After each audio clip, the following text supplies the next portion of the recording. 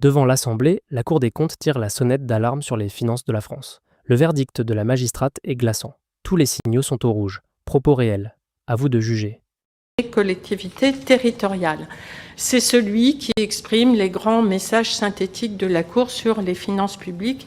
Et vous le verrez, ces messages sont particulièrement alarmants cette année, car d'une certaine façon, on peut dire que tous les signaux sont au rouge. Je vais y revenir.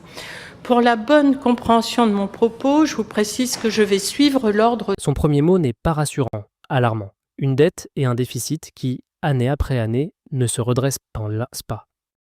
L'exercice 2025 s'est finalement clôturé avec un déficit de 152,5 milliards d'euros, soit, je le disais, 5,1% du PIB, soit un niveau proche de celui qui était prévu par la dernière trajectoire pluriannuelle, celle du programme structurel de moyen terme établi fin 2024 en application des règles européennes. Il prévoyait en effet un déficit à 5 points de PIB en 2025. Cette amélioration de 0,7 points doit cependant être nuancée. 152 milliards de déficit en 2025. Et le seul effort consenti, dit-elle, ce sont des hausses d'impôts, les économies sur la dépense toujours repoussées. De cotisations sociales qui ont représenté 23 milliards d'euros, ce qui confirme d'ailleurs le retournement engagé en 2024 et qui met fin à une longue séquence de diminution des impôts et des cotisations entre 2016 et 2023. Le taux de prélèvement obligatoire a augmenté de 0,9 points en un an. Il s'établit à 43,6% du PIB, faisant de la France le pays dont le taux de prélèvement obligatoire est le plus. Résultat, 43,6% de prélèvements obligatoires. La France dit championne de la zone euro du matraquage fiscal. Et ça ne suffit toujours pas. 0% en 2021.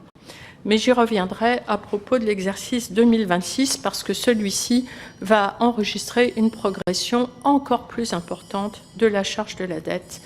Et nous sommes largement impuissants face à cette progression puisque son montant est déterminé pour l'essentiel par le poids de la dette passée. Quant à la dette elle-même, elle s'est élevée à 3 460 milliards d'euros fin 2025. C'est 115,7. Le chiffre qui donne le vertige, 3460 milliards de dettes. Un niveau inédit et la France est la seule de la zone euro à ne pas l'avoir réduite depuis le Covid. Sanitaire. Vous comprendrez pourquoi la réduction du déficit en 2025 ne suffit pas. En réalité, le constat est sans appel. Avec une charge de la dette qui consomme pratiquement toutes nos marges de manœuvre budgétaires, la France n'a plus de choix.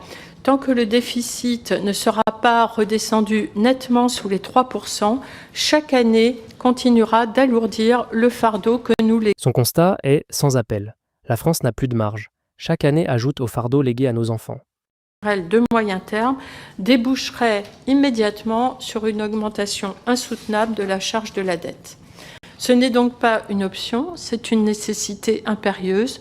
Ne pas maîtriser la dépense primaire s'avérerait beaucoup plus grave à moyen terme qu'un nouveau choc économique ou qu'une augmentation importante des taux d'intérêt. Deuxième enseignement, il est indispensable de revenir à la trajectoire. Et la charge de la dette devient insoutenable. Réduire la dépense, dit-elle, n'est plus une option, mais une nécessité. Aux politiques, désormais, d'agir. Alarmisme comptable ou dernier avertissement, la Cour, elle, a posé les chiffres. À vous de juger. Séance tenante.